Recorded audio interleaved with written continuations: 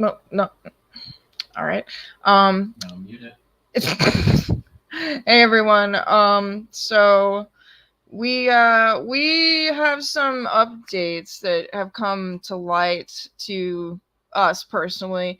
Um, and turns out, iDubbbz might not even have access to the books, the numbers, the real profits, or and such, because turns out Aaron Hansen is the big boy when it comes to that. Mr. Big Cat is he's the one that did organize the entire thing from real good touring. So yeah, we're just gonna do a little short stream, giving a little update about that, because we we thought that iDubbbz was pretty much like on the same page, but you'll see. Turns out that it's a little more complicated than that. So disclaimer: we are not accusing anyone of anything. I personally watch the Game Grumps all the time. Haven't until recently.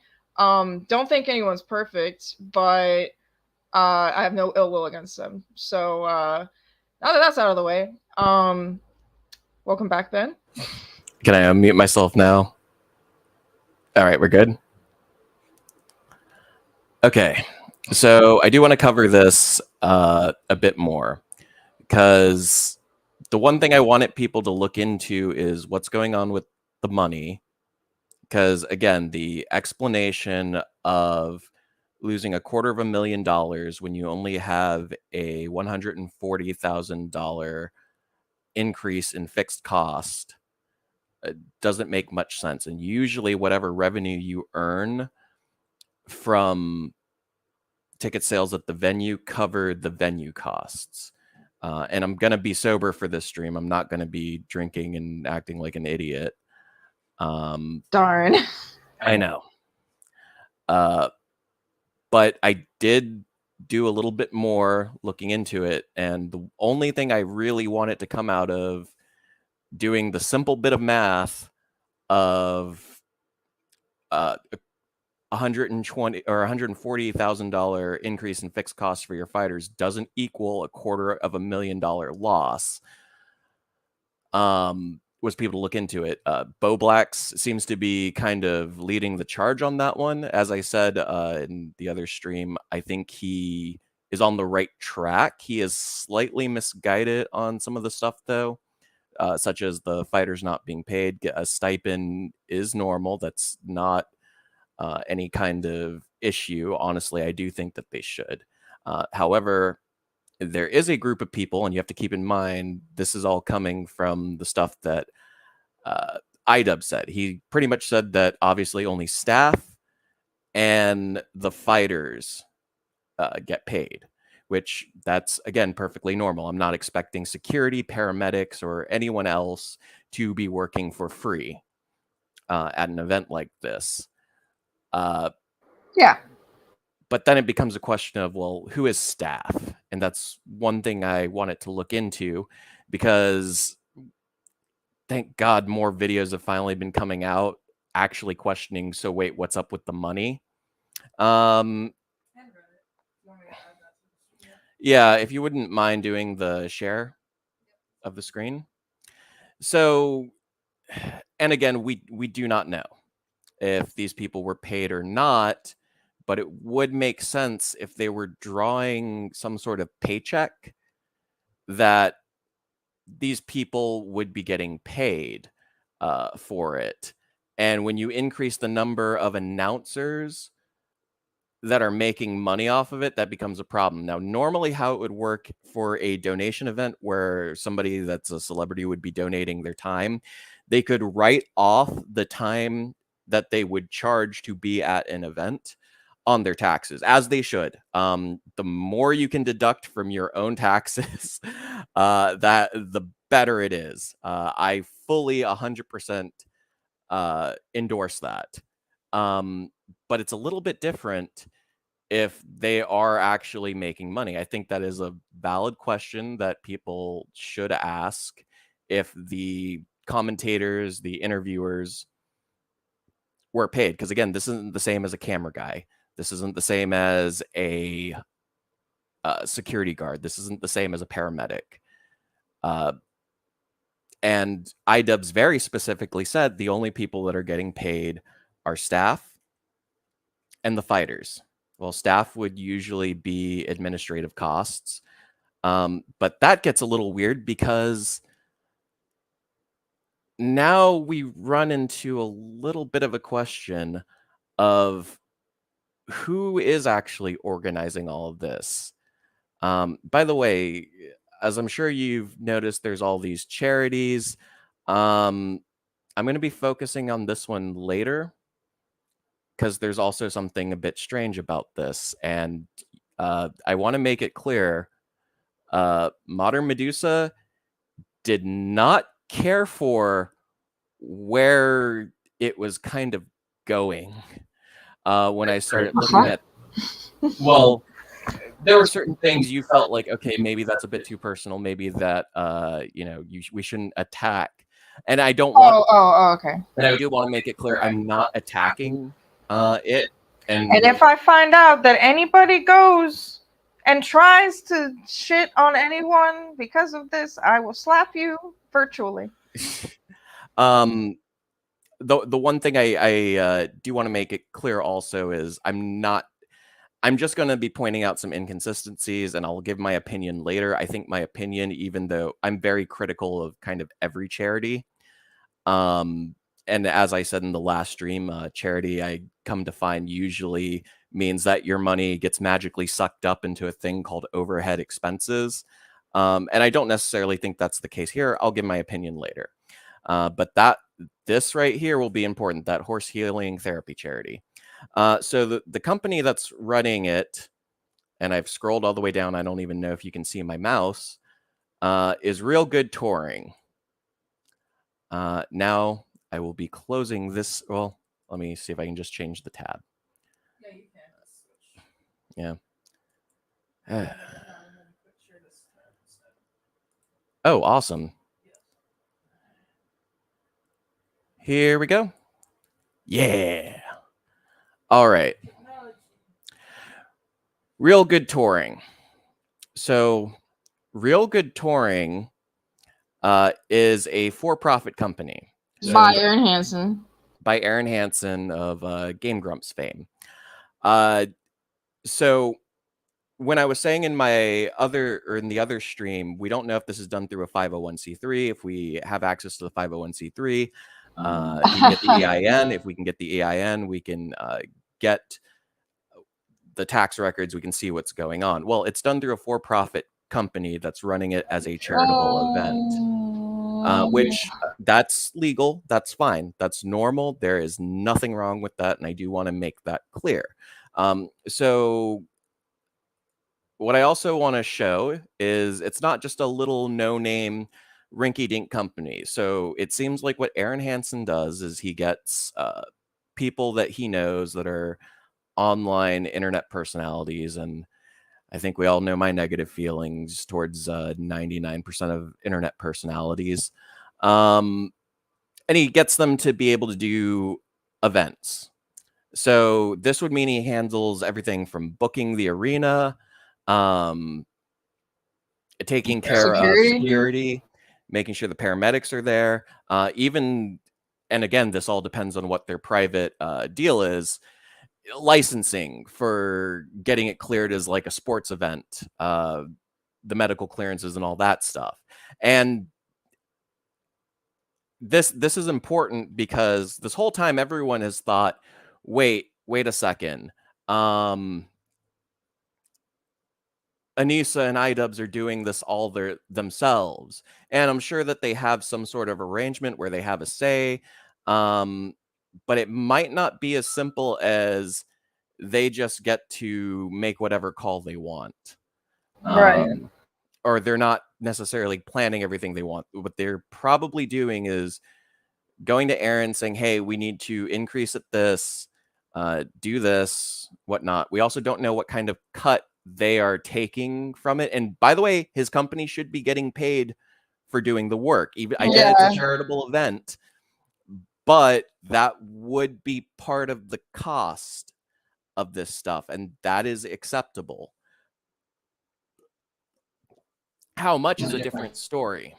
But when we said iDubbbz and Anissa need to open up the books, the problem becomes they might not have all the information for what the books are. I hope you all enjoyed my scrolling through that. I'm now going to switch to a less flattering tab of a Twitter conversation that Aaron had. Yeah, so this is what I found when I searched Aaron Hansen and charity and Creator Clash, but I specifically said that I wanted to include Aaron Hansen and charity, and this is what came up. Now, this is a completely normal conversation. This is from 2017, but I know Real Good Touring existed then because Ninja Sex Party existed then, so obviously they would have had someone to handle their touring. But anyways, this is just kind of an interesting conversation about how much he knows about, you know, how the tax stuff works, I guess. Okay, so since I'm a dyslexic idiot, would you mind doing the reading for the texts? Hell yeah. Okay. Or the tweets, I'm sorry. I wonder how few charity events there would be left if it wasn't a tax-deductible thing. Taxing money. Sorry. Well, yeah, you don't need to go that in character. You can. No, I wasn't going. Here, in character. I'll read as Aaron Hansen. No. I want to read as Aaron Hansen. Okay. Taxing money that is donated would be ridiculous. I mean, people who run the events claiming them for tax breaks. I don't know who this bitch is, by the way.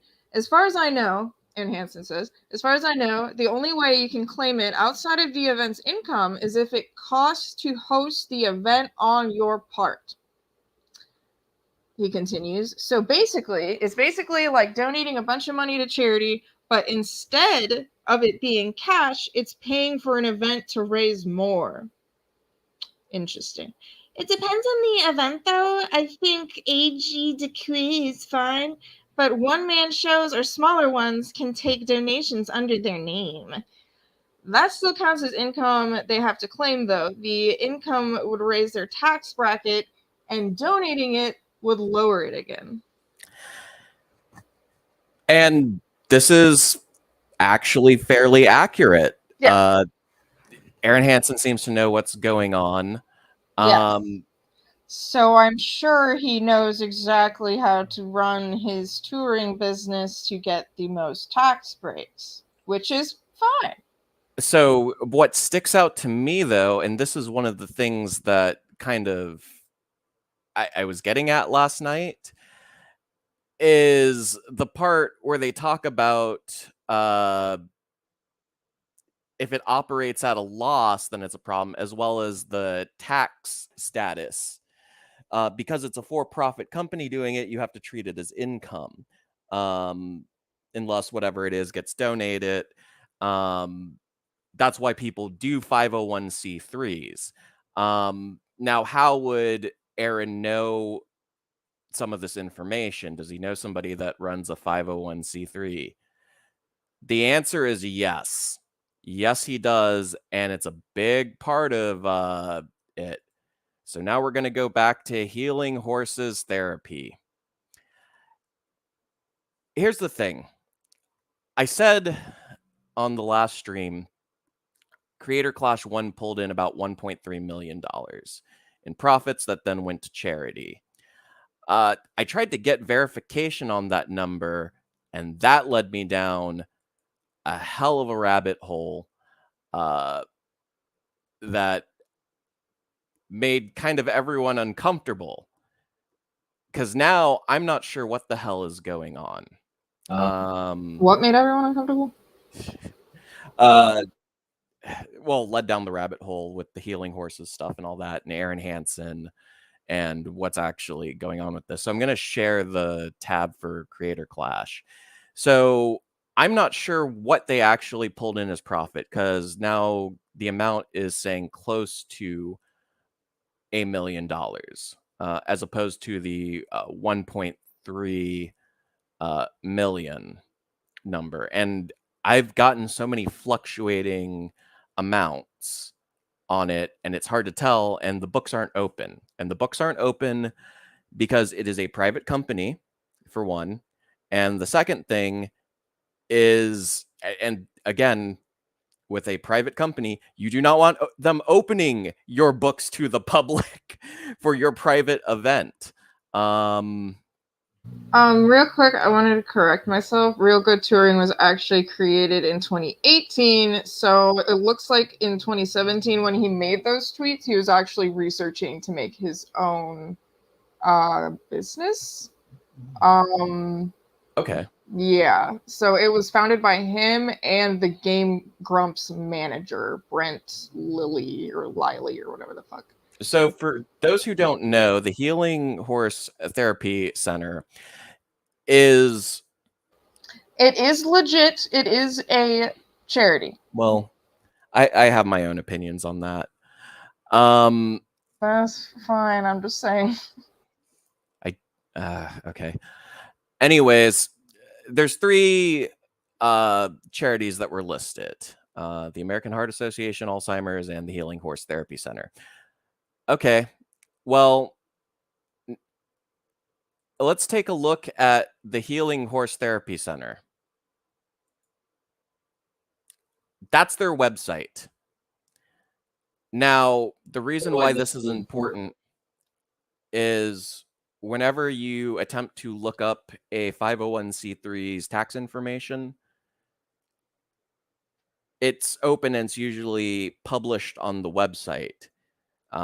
They're free for audits. There are other ways you can go about getting the information. There's other websites that you can use for it, or you could, talk to the IRS directly. I haven't gone that far. This is all stuff that a cursory search has pulled up. But what makes this really odd is the length of time that this has been down. It's been down since January 14th. Now, I know what you're thinking. Well, they probably just, had issues with the website, or somebody is having some sort of issues, or it's those mean bully jerks on the internet. Well, they're still running a email server through the website, which I want to point out, they should be doing that. You don't want a little Gmail account as your company's email service. You want it to actually go to a real server that you control. But that's strange in of itself. So I decided to go and take a look in the Wayback Machine. And luckily for me, I can go back and take a look at quite a bit of what's happening with this. It does seem like his mom has been running this charity for a while. So Aaron would have an idea of how 501c3s, at least from a regular standpoint, like just a simple everyday person point of view, would work. So I feel like we should reiterate the reason that we're showing this. You are so paranoid. Well, I want to make sure everyone's following. Oh God. So the reason that I'm showing this is to point out something later on, which I'm building up to. And the reason that I'm showing this is because on the website, and this is the website, this is the archive of the website. Normally there would be a section where you can get the information for their taxes. That's not available on here, at least in the web archive. It's not available on their actual website. Now, I do want to specify, because you're going to throw a fit if I don't specify this multiple times, they do actually offer programs. It does seem like, okay, well, so this is what's weird is if you go to the Creator Clash website and read what they have to say, they say it's for veterans. And this is the only one that they emphasize, veterans for horsemanship and wellness programs. They actually do more than that, and I feel like they're kind of cutting themselves short. I have an opinion on why the veterans thing might be getting pushed, and I'm going to emphasize that it's an opinion, but I actually would consider the other stuff that they do more noble. The therapeutic writing, it's very clear that the codependency coaching, it's very clear that they use these horses to help kids with autism, people with any kind of sort of mental issue. You can volunteer for them and all that stuff. But this is where stuff starts getting weird. And I'm sorry, Vanessa, I know you have some issue with some of my opinions on this, but I'm going off of No, I don't have I'm any harsh. issue with opinions. You can tell your opinions all you want. I just need to, Okay. make sure that we're upfront with everything, because this is not fake. Like, people have accused it of being fake. That's not what we're doing here, So, well, I have my own opinion on it, but bro. so this is what strikes me as odd, and I'm not 100% sure. As I said, I haven't gone so far as to pull up the actual tax information on this specific charity, but when you've had your website down for half a year, that's one red strike. Now I'm looking at gross receipts for this. If you're not aware of what that means, that's how much they've gotten in donations. Now, the assumption here is this would be gross receipts last year. So this would be last year's filings for the 501c3. We're not sure if it's quarterly or whatnot, but there's a lot of things. I don't want to... What I'm getting at is that's oddly low for something that was part of a 1/3 split for almost $1 million for the net profits that were pulled in. The assets is how much they have. Yeah, I didn't realize that it was only 3 charities last year. That's news to me. Yeah, and I, for the most part support, well, at least the Alzheimer's Foundation. I have my own critiques of the other two, but I'm an angry person, so, and I've given my opinions on most charities.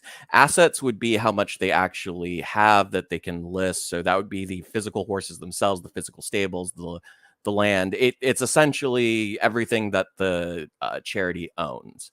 And that comes out to a total of $53,224. That's oddly low for charity. And that's oddly low for something that made 1/3 of the $1 million. This is where it started getting weird. And since they don't have everything up on their website and they don't really have much of a website to go off of, I have to go off of their Facebook. And if you take a look at the dates, this also wouldn't add up. And I'm going to show you something that's also kind of weird. Do you all remember event when I posted about this event? Or do you all remember when I posted about this event? It was a wonderful event. One of our veterans received a service dog, all training included, plus $6,000. Horses for veterans, horsemanship and wellness program also received a $1,000 donation. Well, hold on tight, because I have some wonderful new information in the next post. We'll go to the next post just so you can see it. This is what strikes me as odd. So if you take a look at the donation, it's going directly to. So this is Serenity Shaw. She's a veteran. She has very little to do with it. I do think it's kind of. I have some questions about why it's crossed out there, and it's very obvious right here that in words it still says $2,000. Normally, when you make a mistake on a check, you scrap the check, or well, no, you would scrap the check. So that's really odd. I would say, okay, it's a novelty check. It doesn't really matter. Nobody runs that through anyways, but you can see that there's routing number information and whatnot. Who knows? It might just be for show. But even with the novelty stuff, they have to show it off. What gets weird is Fairway Moret Hansen is Aaron's mom, and he's going to choose his mom's charity every single time for any kind of event that he does. And I know some people will say, "Oh, that's a scummy thing to do." That's not a big deal, believe it or not. If the charity is actually a charity, and you just happen to know somebody that runs a charity, and you decide, "Oh, I'm gonna help out the charity of which I know the charity, and I'm friends with the people that run the charity." That's a good charity. I'm gonna give to that charity. Like, is it nepotism? Yes, but it's fine. What's interesting is this check's made out directly to her. That's not how you donate to a charity. It has to be made out directly to the person or to the company. So it has to be directly made out to Healing Horses. So you can't just write a charity check to the CEO. Did you already mention how low their income was? Yes, I did. I'm gonna pull something up real quick because there's also something that struck me as really weird with this. And I mean really weird. Let me where is it?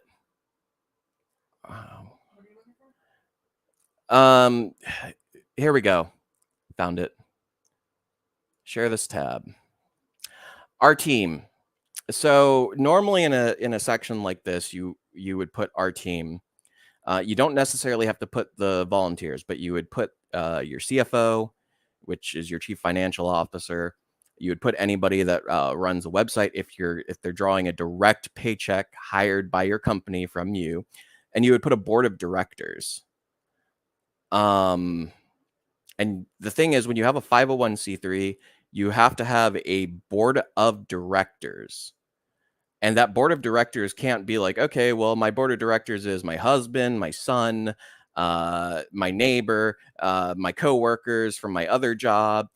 No, that board of directors has to actually be people that aren't related to you, because it's what's called a conflict of interest, and you can have your 501c3 dissembled for that. That's a huge problem. But the only person listed is her. And if it were a for-profit company, that'd be one thing. You can be a sole proprietor and a nonprofit, and it's no big deal. For 501c3, you at the very least have to have a board of directors. That's not listed. I don't know if they do or don't. We'll go into I'm going to try and dig into it because I have their EIN number. So I'll have to do more work, but I can look into it and dig. But she's the only person listed. And it is a bit weird. You don't have any other people hired. Now, she probably has volunteers, but those volunteers wouldn't really be part of a lot of things. Hold on. I'm going to go back to the Facebook just so I'm not accused of not sharing certain things. So this was the next post that she was proud of. And here they are. Congratulations to Serenity and Battle. That's Serenity. That's Battle. So it seems like she helped at least arrange for a therapy dog, which is a real thing, to go to this veteran. But then that That whatever the hell donations that they got in that picture, those are not counted in the income. Well, and that's the thing. Like, okay, I could get like it going to Serenity Shaw, but it's not being done through her company. It's being done through Fairway. I could get her receiving $1,000 for the company, but it's made out directly to her. I don't know if this is an error or whatnot, but This could be nothing, but it's weird. I think it's worth looking into. So this is my personal opinion on this. I'm gonna go back to sharing where I could pull up the EIN. If anyone else wants to look into it, that's the EIN. All right there. You can look it up. It is a public company. They do have to file publicly. I haven't gone so far as to dig into it. And for all I know, this could just be a quarterly thing, and whatever they got as far as donations isn't listed on that quarter, and this is showing. As you can see, my aversion to using any kind of internet social media or whatnot, I obviously don't have a profile here. I could sign up for one via a throwaway. I'll think about it. I'm going to look into my options for at least going over the books. My opinion would be she's in a little bit over her head, and this is what happens. So, and again, this is my opinion. Modern Medusa does not share this opinion in the slightest at all with me. These are 100% my thoughts. I think she's in over her head. I think what she originally wanted to do was to start a charity, or not start a charity. She wanted to get like a little horsey animal rescue type deal going, but then thought, well, how can I do this, but also not have to pay directly out of my savings for it? Started a 501c3, figured, okay, I can somehow eke out a win-win-win situation where I get my horsies, but I also let the community use the horses from time to time. Then I can expand out my mission and whatnot of what we do. The reason why why I believe the veteran thing is pushed so hard, despite that it seems like the majority of their work would be, hold on one second, I'm going to go back to the website. All right, we're back at the website. The reason why I would think, despite that it's only a small part of it, as opposed to all the other things like the codependency therapy and autism stuff, it is a real thing. I'm not sure about how much workshops in personal equine and wellness is, but whatever. I could shit on 99% of charities.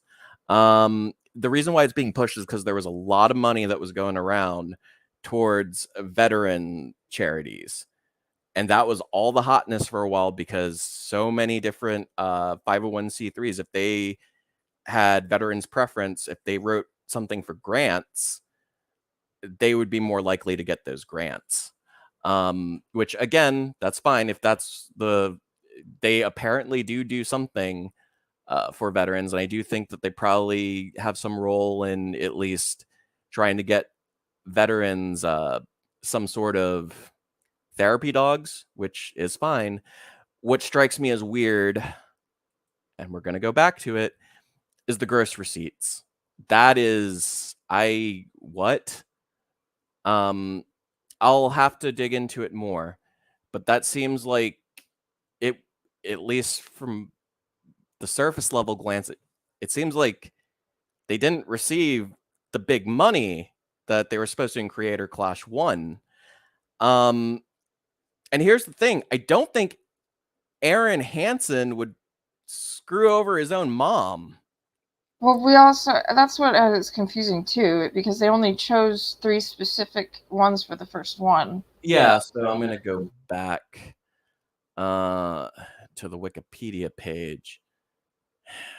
They were donated to American Heart Association, Alzheimer's Association, and Healing Horse Therapy. And the thing about those first two, American Heart Association and Alzheimer's Association, are massive. So unless you're going line item by line item through the donations, you're not going to see the particular amount. Maybe you could do some phone calls, do some detective work. I'm lazy and stupid, so I'm not going to do that. But in this case with healing horse therapy, it's a very small nonprofit in Monroe, North Carolina. It helps out whatever's in that local area. So that's very strange.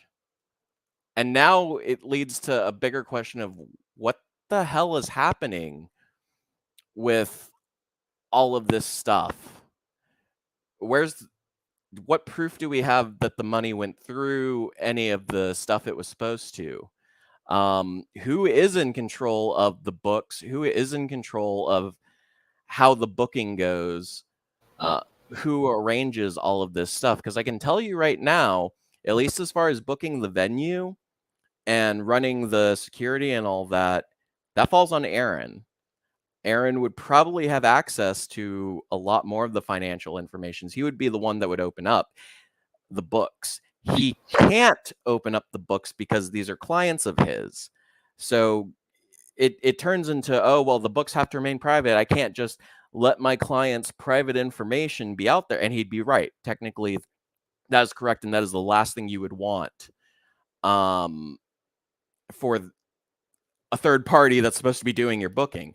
Of course, it also depends on how much is he in control of some of this stuff. How much is iDubbbz in control of this stuff? How much is Anissa in control of this stuff? And that's where it starts getting really weird. Supposedly, it was Aaron's company that donated to charity the two $50,000 installments anonymously before the creator clash started. That's what is being claimed. Yeah, and I think that there was some. So with the Froggy Fresh stuff, there was the $50,000 confirmation that Real Good Touring donated something. And again, it's the anonymous donations that strikes me as weird, but they were able to at least confirm some of it came through there. So Real Good Touring is, at least on that end, donating that. But so now we're left with a really weird situation. I don't know what the hell's going on with this charity. And it's very clear it's his mom's thing, and it's a son helping out his mom, giving free money to his mom. It's very clear from here there is an incentive, at least from a tax deduction standpoint, to have a loss, especially one of a $250,000 loss. And all of that could basically go up depending on how you rack up those expenses. I didn't think about that. I want to know if these people donated their time, and if on their personal taxes they are writing it off as donating their time, as they should. They 100% should be able to claim any time they spent not getting paid for this event is a donation. Or if they were paid, or if it was a hybrid mix. So an example of something like that would be if somebody, say like Arnold Schwarzenegger does a speaking event, and they take money, but they take the money that they would need just for a hotel room to comment on that, or something like that. I can see now where maybe this would up the hotel prices, but again, what are we dealing with? Okay, so it went from 24 rooms to 25, 26, 27, 28, 29, 30, 31, 32, 33, 34. So 34 rooms, maybe. And that's assuming like none of them shared rooms at all. I now have questions about that, and don't think it's unreasonable to ask them to start opening up about that. And you can say, oh, well, the Taylor Swift thing, when she announced and we booked the rooms, that caused a massive increase in the price that we paid, and that's part of the reason for the $250,000 loss. That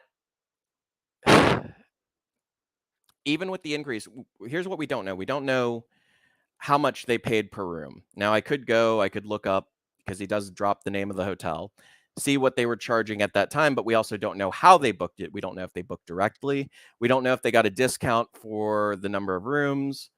That's unlikely. But if Real Good Touring was responsible for some of this stuff and responsible for booking the rooms as well, that would fall on them on how they do it. Because as I said in the last stream, they could book out of the city and then bus them in where it's cheaper. I don't know. I don't know how they're doing it. I find it strange that the gala events somehow don't add to the cost. Yeah, who paid for that? Because here's the thing is, my math still holds true on what iDubbbz is giving. So your profits are cut in half because only half as many people. So you now have $500,000 that you're dealing with instead of $1 million. Okay, so where is, and then you have the $140,000 fixed cost increase. So I'm going to get a calculator out real quick. So I'm not doing my sloppy drunk math. So 500,000 by 140,000 comes out to 360,000. That's still left over. And hotel rooms are a lot. So like, I could understand where a hotel room would go. I could see where maybe the entire profit margin would get eaten up, but not negative $250,000.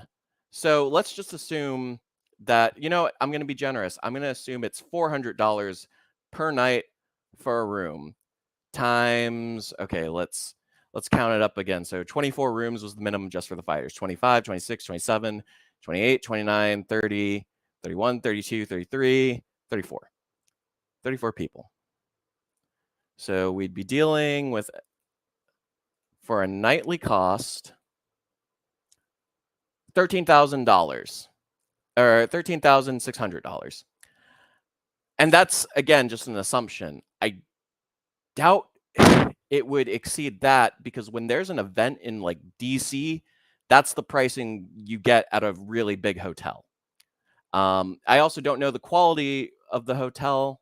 Well, he does give it out, but okay. How many days for processing the trauma? Okay, let's just assume 4. So time to arrive, day of the event, the day after, and then the, you know, circle jerk goodbye. So times 4, $54,400. That's not a $250,000 negative.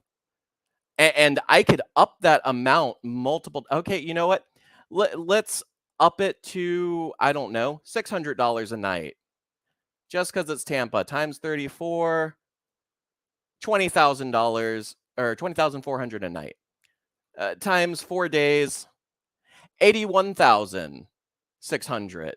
That's still not a $250,000 loss. And given that the loss of pay-per-view sales should still put you into a profit zone. And by the way, we're not including your sponsors. You had ad rolls during your pay-per-view. You had sponsorships. There is a whole level of revenue we're not seeing that should be subsidized. Yeah, I didn't even think about that. What the fuck?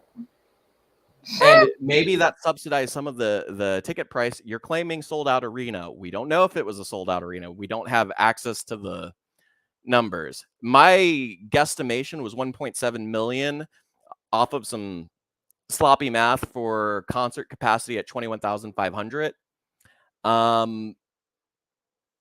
Again, we don't 100% know until we can see what's inside the books. Sometimes sponsorships only go to lowering the cost of the ticket prices, and that would be true for things like, I remember in the first Creator Clash, they had Fansly sponsoring it, and you saw like the little Fansly logo on one of the turnbuckles inside the ring, but they were running legit ads. Now I'm confused. And I guess what I'm getting at is getting the books open might be a bit harder, but it's even more necessary given what's being claimed. And by the way, if I were one of these people, you know, if I were offered money to do a commentary role, yeah, of course I would take it. But I wouldn't be promoting it after the fact when it comes out that, oh, they claim that they lost the money. I would want nothing to do with it. I would be livid with that. Yeah, I don't really understand how they're gonna get any kind of interest out of this. And I sure as hell wouldn't be simping for the event again. I wouldn't be making excuses for them, and I would be demanding to know where the money came from. Where did the money go? Just doing some quick sloppy math, and again, we don't know how many days they were there. It may have been a full week long. Hell, you know what? I'm going to do that. Let's do quick math of what if 34 rooms at $1,000 would have been $34,000 a day times 4. So you can show up, you can process your trauma. Still $136,000. That doesn't explain $250,000 in the negative. The cost for the hotel room alone to be the sole reason that this had any sort of issue would have to be insane. Okay? The total cost for a hotel room and all that stuff would have to be $250,000 plus that entire what was it? I'm gonna do the math on it again. 500,000 minus the 140 increase in fixed profit plus the $360,000. So the hotel alone would have to cost $610,000. And that's unless you're staying at an all-inclusive 4-star resort with unlimited catering and complimentary everything. That's not possible. And even if it is possible, why the hell aren't you sending everybody to stay somewhere cheaper? Even if you have to, you know, send somebody to, you know, drive a little bit out of the way to drive them to the event.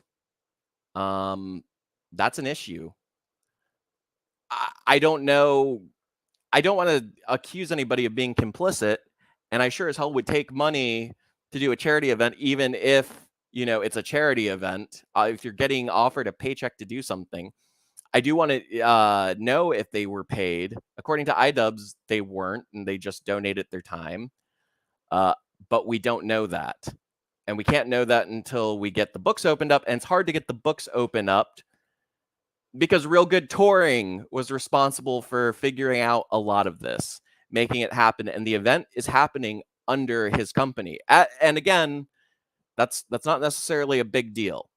But it becomes weird when Real Good Touring is pushing for his mom's charity, and then his mom's charity's numbers aren't adding up for what we confirmed was the first Creator Clash making almost $1 million. Split 3 ways, that should be at least 300,000 that goes to them that we should be seeing, and it's not. And I have a lot of questions, and until those questions are answered, everyone should honestly treat this like a scam. I'm going to be honest. Kickstarter crap that IDubbbz used to do was all about people that were getting ripped off. And I feel that this is the case. I feel that we need to see some more shit. This is very odd. It seems like it's being arranged in a way where it is hard to kind of take a look at the books. And now I have even more questions. The more I dig, I'll probably maybe say something. I don't know. Boblax is doing a pretty good job. The only thing is I would be critical of some of this stuff that he believes, as far as like the fighters not getting paid. That's I get why people would feel that way. That's not that big a deal, and it's not technically that much money that they're getting paid, but even then the numbers aren't adding up. That's about everything. I think we can wrap it up. I'm sorry that it went on for 50 minutes. I thought this was going to be like maybe 20 minutes at most. But I feel like I did a much better job, especially not drinking, covering all of this. And I don't want to say that, equine therapy in North Carolina is a scam. Like, it seems like a woman who wanted to do something that was in over her head. But there is some weird stuff going on with the donations there, and I don't know what's happening. And I never assign malice to something that could be assigned to a mistake. And she may be in over her head, but it looks weird. And now I want to know where Creator Clash 1 money actually went. And I want to see that. Yeah. Because we know where Creator Clash 2 money went. Nowhere. Yeah, apparently. And yeah, this could all just be a big old boo-boo, but until we actually know what really happened, we don't know. Well, if you're going to take shots at people for a charity, why aren't you donating to charity? Why aren't you doing more for charity? If you're going to start attacking people all for charity and use charity as a human meat shield for everything you do to start shit with people that you don't like on the internet, well, expect to be scrutinized, because the rules are different than a for-profit business, which apparently he went with. He didn't go with a 501c3. And it seems at best this is lazily mismanaged. At worst, there's a lot more going on here than what we can see. Anyways, I'm done. I'm checking out. I guess if you want to close out your stream, I will be leaving the studio now. All right, then. Yeah, so there's a little more information. If anybody,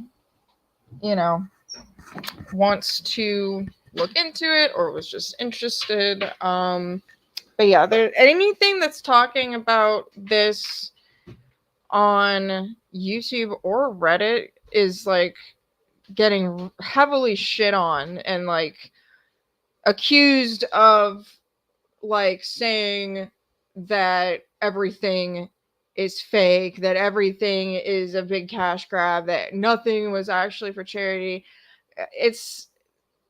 I don't know why people have to jump to conclusions like that, because all we want to do is figure out what exactly happened. Because if they lost $250,000, what the fuck makes you think that there should be another one? That's the main thing. So yeah, Creator Clash 3, I would not recommend.